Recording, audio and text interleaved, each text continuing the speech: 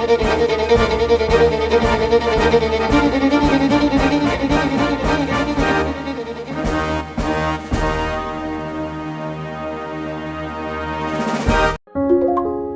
পরম্পরা ও ব্রততী পরম্পরা ডিজিটাল নিউজের প্রতিটি নতুন ভিডিও দেখতে এখনই আমাদের ইউটিউব চ্যানেলটি সাবস্ক্রাইব করুন, পাশে থাকা বেল আইকনটি অন রাখুন আর প্রতিটি আপডেট সবার আগে পেয়ে যান। নমস্কার, আমি সাক্ষ্যদীপা। ব্রততী পরম্পরা ডিজিটাল নিউজে আপনাদের স্বাগত। আজকের শিরোনামে মহা সমারোহে পালিত হল ভারতের ৮০তম স্বাধীনতা দিবস। আদর্শ বাল বিদ্যালয়, হাসির আড়ালে শিক্ষা ব্যবস্থার বাস্তব ছবি।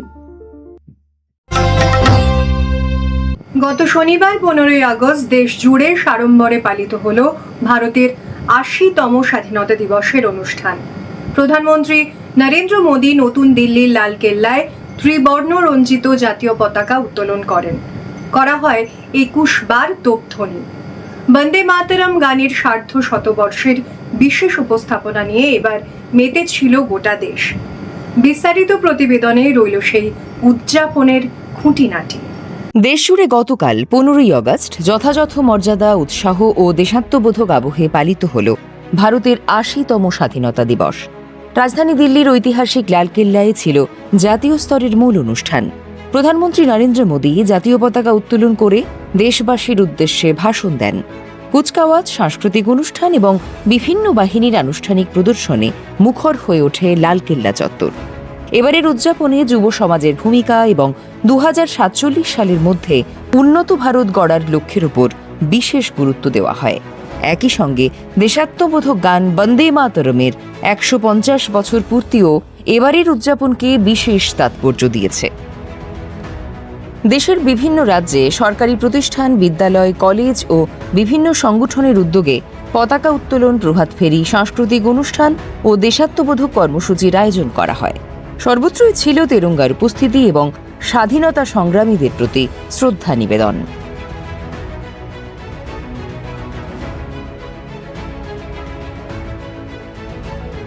পশ্চিমবঙ্গেও স্বাধীনতা দিবস পালিত হয় বিশেষ উৎসাহে। কলকাতার রেড রোডে অনুষ্ঠিত হয় রাজ্যের মূল অনুষ্ঠান। সেখানে জাতীয় পতাকা উত্তোলন, কুচকাওয়াজ, আনুষ্ঠানিক মহড়া, ট্যাবলো এবং বিভিন্ন সাংস্কৃতিক পরিবেশনা ছিল প্রধান আকর্ষণের। এদিন শ্যামাপ্রসাদ মুখোপাধ্যায়ের ১২৫তম জন্মবার্ষিকী স্মরণে আয়োজন করা হয় বিশেষ ট্যাবলোর। স্বাধীনতার ৮০তম বছরে আবারও স্মরণে এলো ১৯৪৭ সালের ১৫ই আগস্ট কলকাতায় মহাত্মা গান্ধীর অবস্থান এবং সাম্প্রদায়িক সম্প্রীতির জন্য তাঁর উদ্যোগ। এছাড়াও সেনা, পুলিশ ও বিভিন্ন বাহিনীর সদস্যদের শৃঙ্খলাবদ্ধ কুচকাওয়াজে রেড রোড হয়ে ওঠে দেশাত্মবোধের অন্যতম কেন্দ্র। পশ্চিমবঙ্গের বিভিন্ন জেলা শহরের বিদ্যালয়, ক্লাব, সরকারি বেসরকারি প্রতিষ্ঠান এবং সাধারণ মানুষের উদ্যোগে পতাকা উত্তোলন ও নানা সাংস্কৃতিক অনুষ্ঠানের আয়োজন করা হয়। এদিন ভারী বৃষ্টি ও দমকা হওয়ার সম্ভাবনা থাকায় অনুষ্ঠান স্থলগুলিতে বাড়তি সতর্কতা নেওয়া হয়। সব মিলিয়ে জাতীয় ঐক্য, স্বাধীনতার মূল্যবোধ এবং উন্নত ভবিষ্যৎ নির্মাণের অঙ্গীকারের মধ্য দিয়ে শেষ হয় ৮০তম স্বাধীনতা দিবসের বর্ণময় উদযাপন।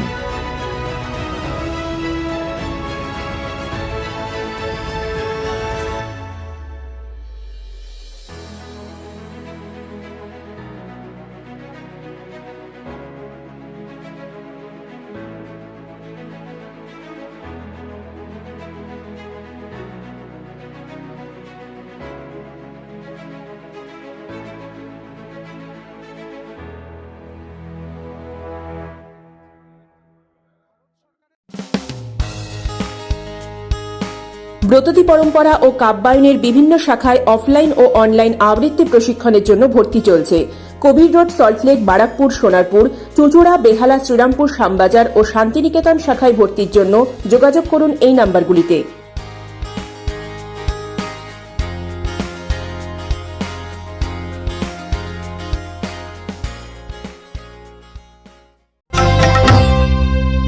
একটা স্কুল, একগুচ্ছ সমস্যা, আর সেই সমস্যার মধ্যেই বদলে দেওয়ার এক অদ্ভুত চেষ্টা।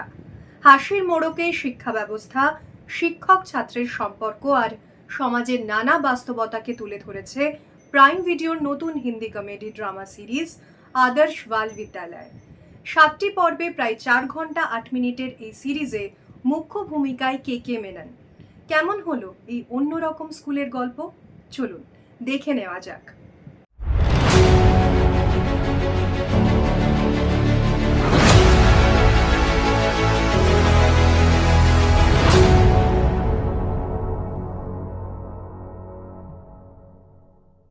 और कोई बच्चा है जिसने आज होमवर्क नहीं किया?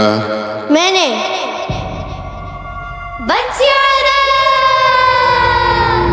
मैंने नहीं किया होमवर्क। ठीक है, कल कर लेना। सर मैं कल भी नहीं करूँगा सर। স্কুল মানেই কি শুধু বই, পরীক্ষা আর নম্বর? নাকি একটা স্কুল আসলে তৈরি হয় শিক্ষক, ছাত্র আর তাদের স্বপ্ন দিয়ে? এই প্রশ্নটাই বেশ সহজ, মজার এবং বেশ খানিকটা ব্যঙ্গাত্মক ভঙ্গিতে সামনে আনে প্রাইম ভিডিওর নতুন কমেডি ড্রামা সিরিজ আদর্শ বাল বিদ্যালয়। গল্পের কেন্দ্রে একটি অচলাবস্থায় থাকা সরকারি স্কুল, পরিকাঠামোর সমস্যা, দায়িত্বজ্ঞানহীনতা, শিক্ষকদের নিজস্ব জগৎ আর ছাত্রছাত্রীদের অনাগ্রহ, সব মিলিয়ে স্কুলটির অবস্থা প্রায় বেহাল।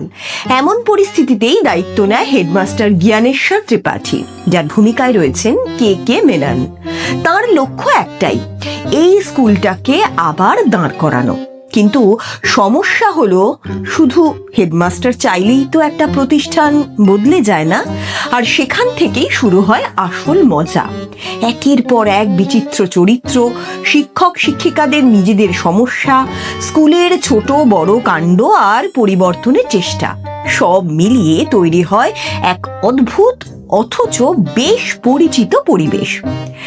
কে মেনন এখানে খুব বেশি নাটকীয় না হয়েও চরিত্রটাকে বিশ্বাসযোগ্য করে তুলেছেন। তার অভিনয়ের সবচেয়ে ভালো দিক হলো সংযম। অন্যদিকে অর্চনা পুরান সিং, নবীন কস্তুরিয়া সহ পার্শ্ব চরিত্রের অভিনেতারাও গল্পের কমেডি অংশটাকে যথেষ্ট প্রাণবন্ত করেছেন।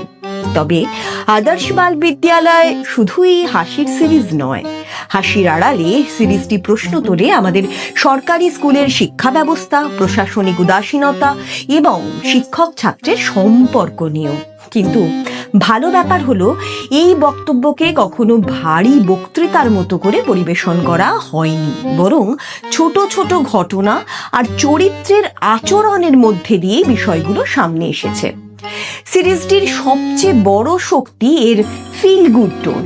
খুব গুরুগম্ভীর কোনো সামাজিক বক্তব্য না দিয়েও এটি বোঝাতে চায় পরিবর্তন কখনো একদিনে আসে না। একটা স্কুল বদলাতে গেলে শুধু নিয়ম নয়, বদলাতে হয় মানসিকতাও। তবে সবকিছু একেবারে নিখুঁত নয়। কিছু জায়গায় কমেডি একটু জোর করে ঢোকানো বলে মনে হয়েছে, আবার কিছু চরিত্রকে আরো গভীরভাবে দেখানো যেত।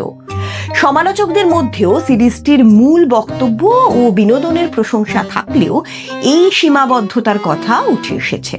সব মিলিয়ে আদর্শ বাল বিদ্যালয় এমন একটা সিরিজ যা আপনাকে একদিকে হাসাবে, অন্যদিকে খুব পরিচিত একটা বাস্তবতার কথা মনে করিয়ে দেবে।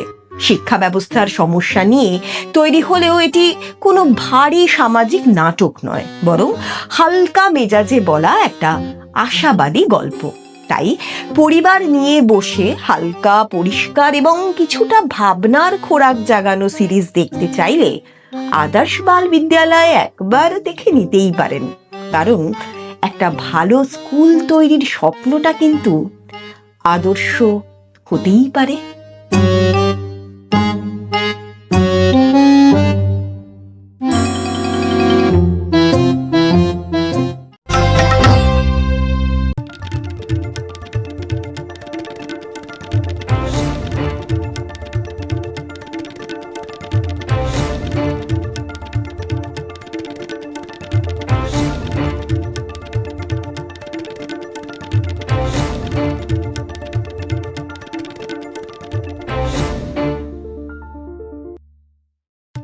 কলকাতার আর্ট গ্যালারি এক্সপেরিমেন্টারের আয়োজনে অনুষ্ঠিত হলো পঞ্চদশ কিউরেটরস হাব, যেখানে দেশ বিদেশের শিল্পী ও কিউরেটররা সমকালীন শিল্পের নানা দিক নিয়ে আলোচনা করেন।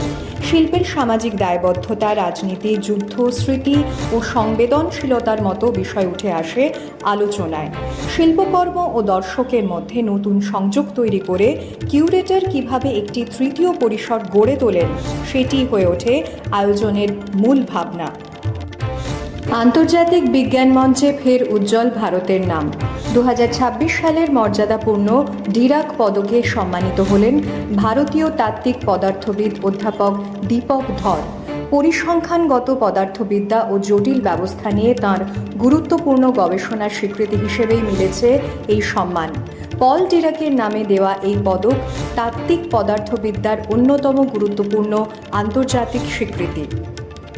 বেশিরভাগ মন্দিরের চূড়া যেখানে নীল আকাশের দিকে মাথা তুলে দাঁড়িয়ে থাকে, ঠিক সেখানে তামিলনাড়ুর সালেমে সম্পূর্ণ বিপরীতে সৃষ্ট এক কাল্পনিক ভিনগ্রহী দেবতাকে দর্শনের জন্য ভক্তদের নামতে হয় মাটির অন্তত 11 ফুট গভীরে। তবে এখানে কেবল এলিয়েন নয়, স্থান পেয়েছে শিব, পার্বতী, মুরুগান এবং কালীর মূর্তিও।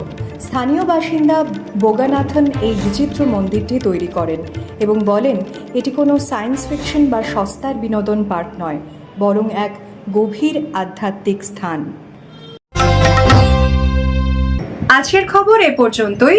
পরবর্তী সংবাদের জন্য চোখ রাখুন ব্রততী পরম্পরা ডিজিটাল নিউজ চ্যানেলে আগামী সপ্তাহে। আগামী 15ই আগস্ট থেকে ব্রততী পরম্পরা ডিজিটাল নিউজ দেখুন নতুন সময়, প্রতি সোমবার ঠিক রাত 9টায়।